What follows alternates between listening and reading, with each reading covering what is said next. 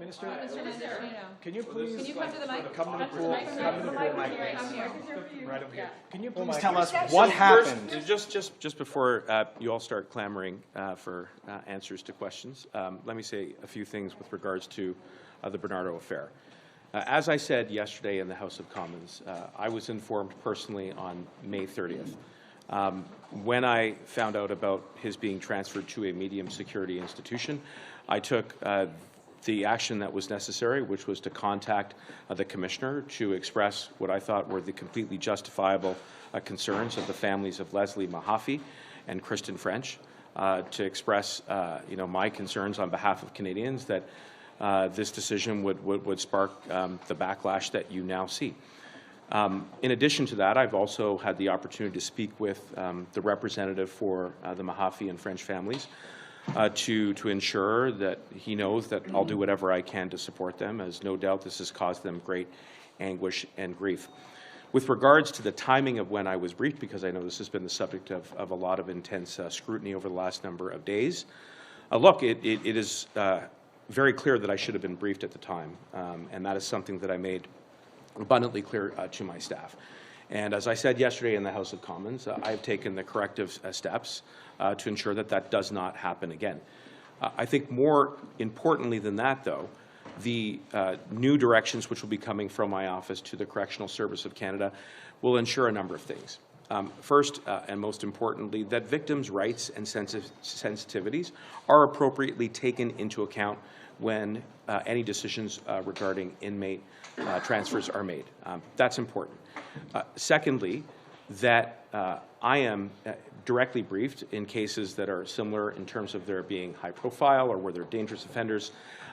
And third, and again, most importantly, and out of respect for those who could be re-traumatized by these decisions, that victims' families are notified. And the current lay of the land is that there are protocols in place that do allow the Correctional Service of Canada to navigate around what are legitimate security concerns, what are legitimate privacy concerns, where inmates are transferred to minimum security institutions, but not medium security institutions. And so we have taken the concrete steps to rectify that with this direction, and I will be working very closely with the CSC. So this is, I think, a very good and thorough summation of the actions that we've taken to date, and I'll be happy to take more questions.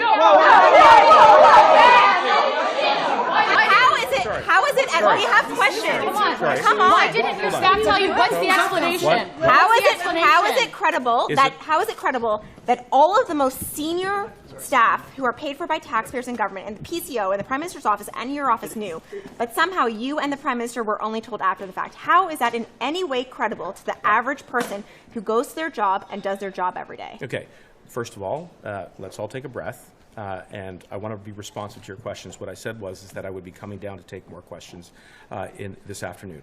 But you said what that I would say, and then you didn't cut your office. We waited for 5 hours for you yesterday. Well, I'm here right now, and I will be here again. Absolument, tout à fait.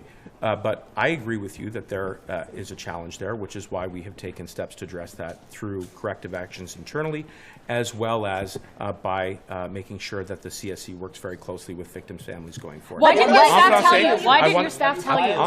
Why didn't your staff tell you? What's the explanation? Oui, il faut montrer un peu de respect. Oui. Donc, comme j'avais mentionné, je vais prendre l'action concrète sur les questions de mon équipe.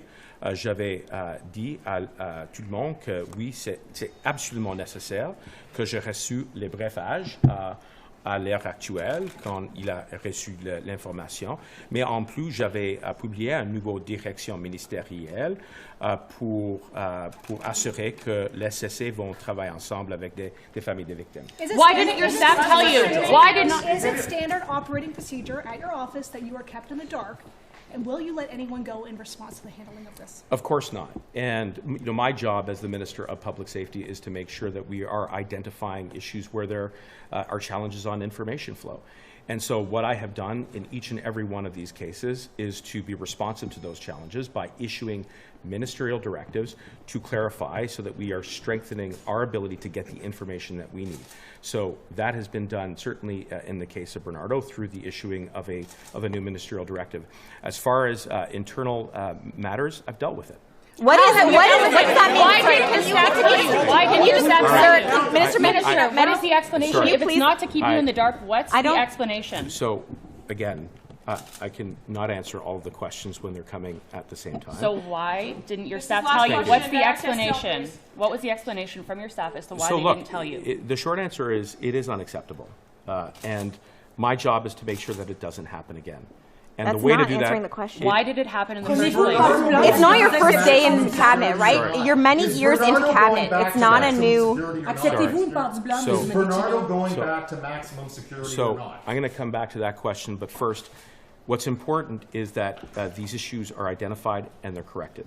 And so that is what I have done with my team to be sure that there is no further breakdown in information flow. It is important that I get those briefings in a timely manner. That is made abundantly clear.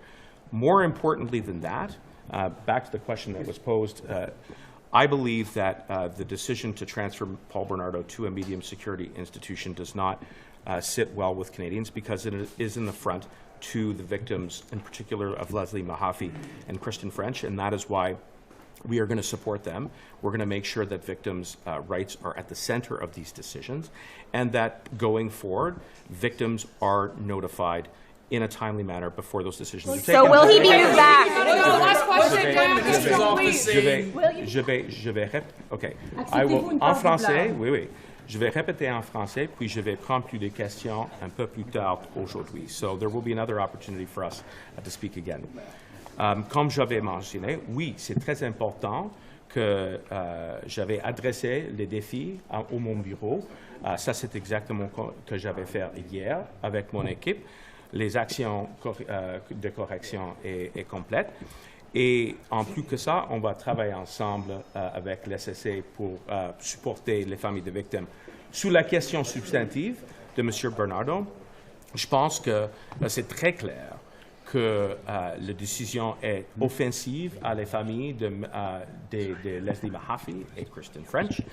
Et en plus que ça, il faut prévenir des autres incidents comme ça, parce qu'il faut prendre une approche qui mette les droits des victimes à la centre des décisions qui s'impliquent des délinquants et des... Are